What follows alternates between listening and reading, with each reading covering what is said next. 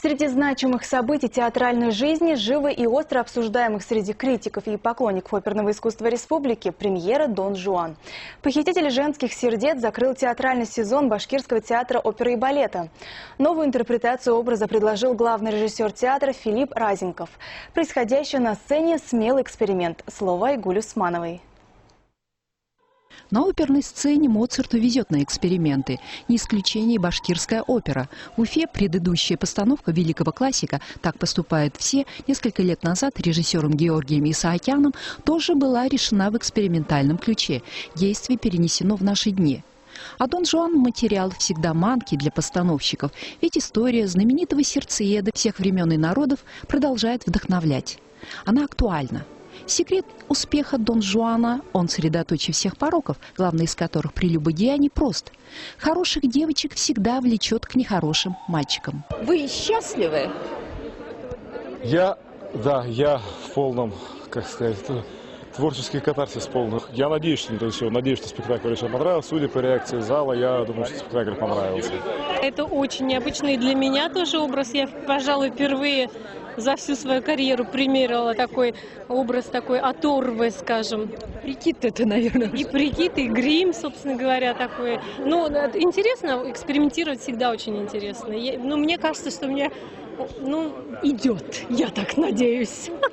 Ну, по крайней мере, то, что я вижу в зеркале, мне нравится. На сцене у Дон Жуана три главные женщины. Благонравную Донну Анну он преследует. Искушенная Донна Эльвира сама его преследует. Очередная потенциальная жертва, невинная Церлина, разрывается между чувствами к своему Мазетто и новым поклонникам. Неведомое влечет ее, но она боится больших страстей. Вообще эта опера очень сложная, чисто психологически.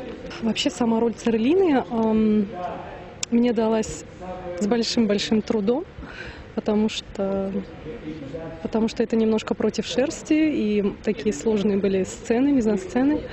Поэтому я очень рада, что все прошло благополучно. Я поздравляю своих коллег и меня, в частности, с потрясающим завершением нашего сезона 81-го. С таким ярким спектаклем, с такой чудесной премьерой «Дон Жуан». По-моему, спектакль у нас получился. Судя по тому, как принимали нас зрители сегодня, по-моему, все у нас получилось, все срослось. Я всех своих коллег, любимых, обожаемых, поздравляю с этим большим праздником. Роль Лепарелло, слуги Дон Жуана, сквозной линией проходит через все действо. Он, как серый кардинал при свадебном генерале, вершит драматургию всего спектакля. Будучи слугой всех, он при этом остается верен себе. Какой уже по счету Лепарелло и на какой сцене в своей богатой творческой биографии Оскар Абдразаков уже и не припомнит.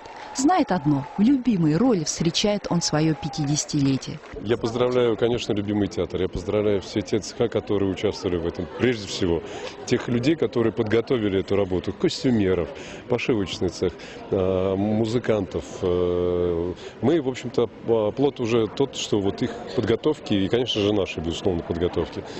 Но вот всегда, когда есть вот такое мощное ядро, оно потом выстреливает, и получается вот такой результат. Мне кажется, что этот сегодняшний результат мы сделали великолепно. Айгуль Усманова, Дан Хамитов. Новости Уфа.